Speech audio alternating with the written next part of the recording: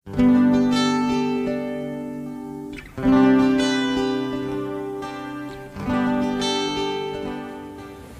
sidang jemaat Tuhan yang terkasih dalam nama Tuhan Yesus Kristus. Kita bersyukur atas semua kasih anugerah Tuhan yang kita rasakan hingga saat ini.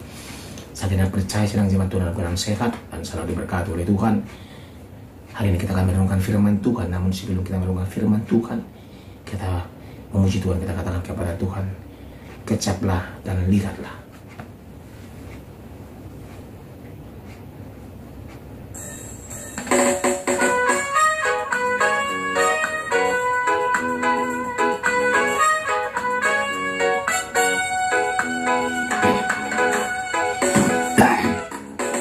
Kecaplah dan lihatlah betapa baiknya Tuhan itu.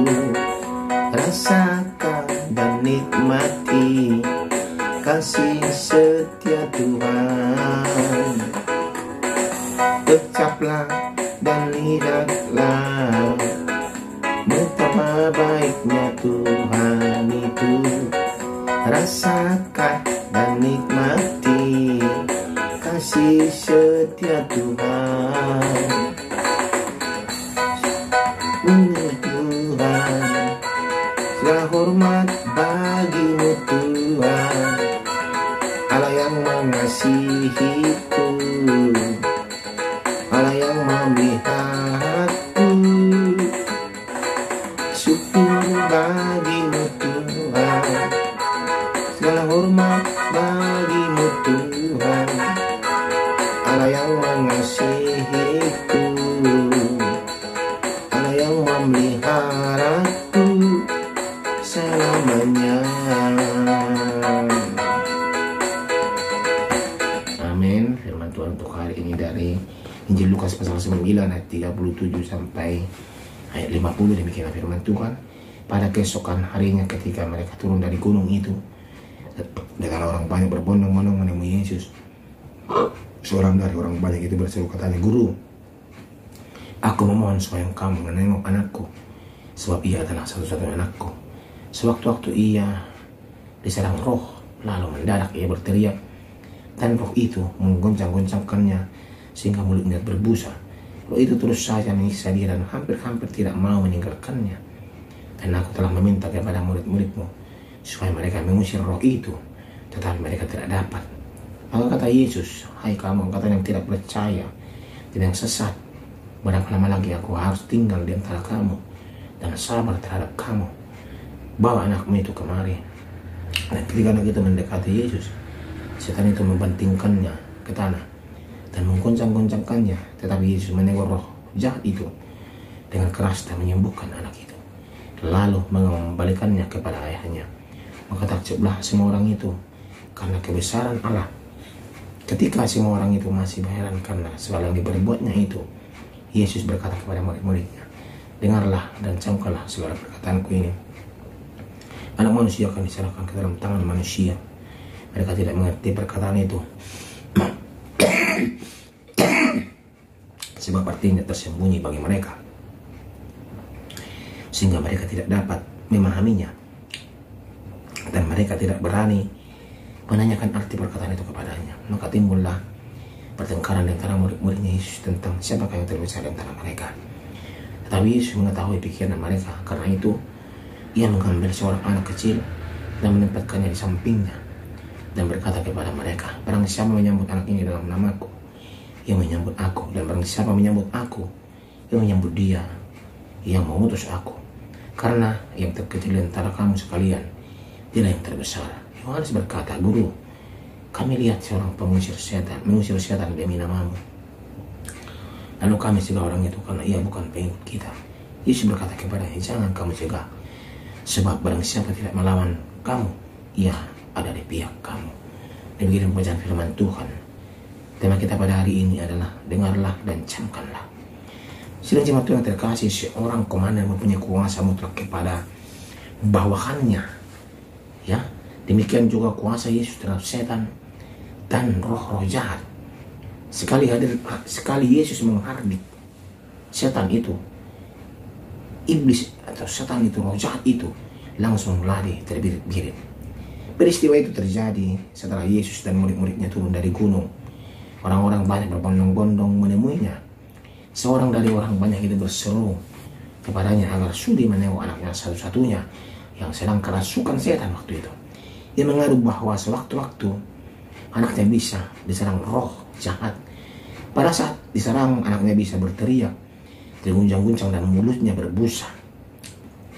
Waktu itu, sebenarnya murid-murid Yesus sudah berusaha menolongnya, tetapi mereka tidak mampu mengusir roh jahat itu. Yesus pun menghardik mereka, "Hai kamu," kata Yesus, "kata yang tidak percaya dan sesat, sampai berapa lama lagi aku tinggal di antara kamu dan sabar terhadap kamu?" Itu perkataan Yesus kepada mereka. Akhirnya Yesus menyuruh agar anak itu dibawa kepadanya. Ketika anak itu mendekati Yesus, setan membantingkannya ke tanah dan mengguncang-guncangkannya. Lalu Yesus menegur keras roh jahat itu. Tak lama berselang anak itu pun sembuh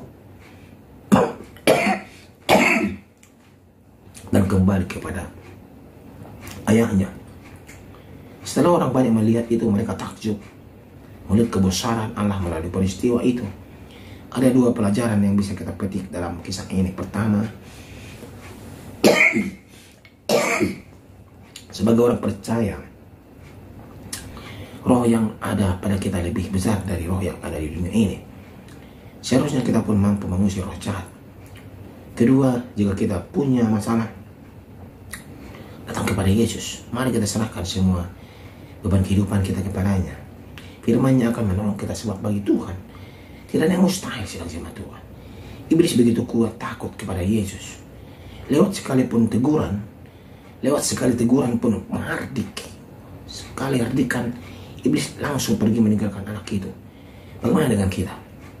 Jangan-jangan iblis lebih tunduk dan taat kepada Yesus daripada kita. Bisa jadi kita termasuk dalam kelompok angkatan yang tidak percaya dan sesat seperti para murid yang dihardik Yesus. Ya. Itu.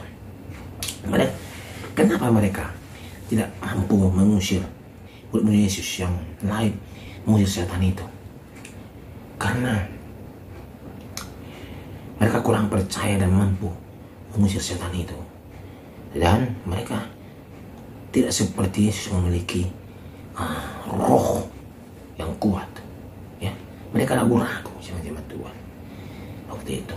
Dan sewaktu Yesus turun dan murid-muridnya turun dari gunung itu, ada juga perkataan Yesus. Dan setelah Yesus mengusir roh jahat itu, ada juga perkataan Yesus kepada murid-muridnya demikian, anak manusia akan diserahkan ke dalam tangan manusia.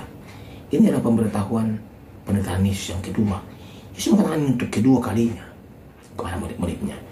Namun pernyataan ini sungguh tidak masuk akal bagi para muridnya. Mereka tidak mengerti makna dari pernyataan itu. Anehnya, tidak ada satupun dari mereka yang berani bertanya apa arti daripada perkataan Yesus.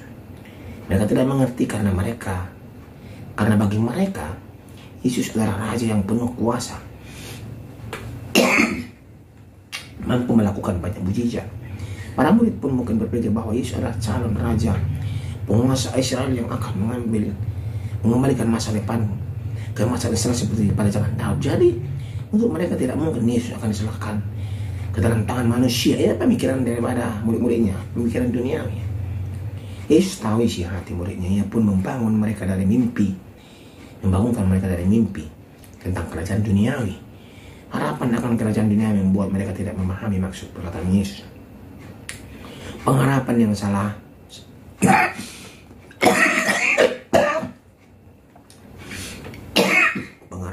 itu membutakan pemikiran mereka. Pengharapan sejati mengikut Yesus adalah kehidupan kekal di surga. Untuk itu mari kita terus belajar memahami maksud Tuhan dengan mendengarkan firman-Nya. Firman inilah yang akan membentuk pengharapan kita sehingga kita tidak salah lagi menilai tentang maksud dan tujuan Tuhan bagi kita. Dalam kerajaan Allah Kita dipersoalkan tentang siapa yang besar atau yang kecil, tetapi Tuhan mau kita bersama-sama. Ini harus kita camkan dalam kehidupan kita.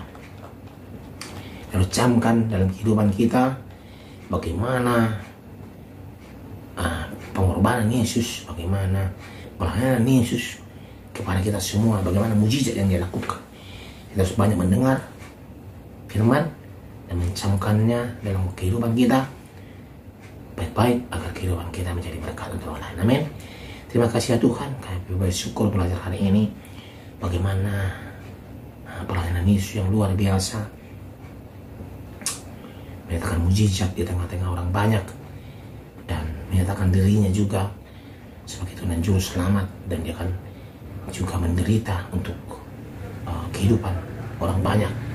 Dan terkadang kami tidak memahami ya Tuhan maksud firman, tetapi kami punya roh yang memberikan kami pemahaman yang luar biasa agar kami dapat mengerti dan memahami maksud Tuhan untuk kehidupan kami. Terima kasih untuk firman hari. Dalam nama Tuhan kami berdoa. Amin. Kecaplah dan lihatlah betapa baiknya Tuhan itu. Rasakan dan nikmati kasih setia Tuhan. Oh, kecaplah dan lihatlah betapa baiknya Tuhan itu. Rasakan dan nikmati kasih setiap Tuhan.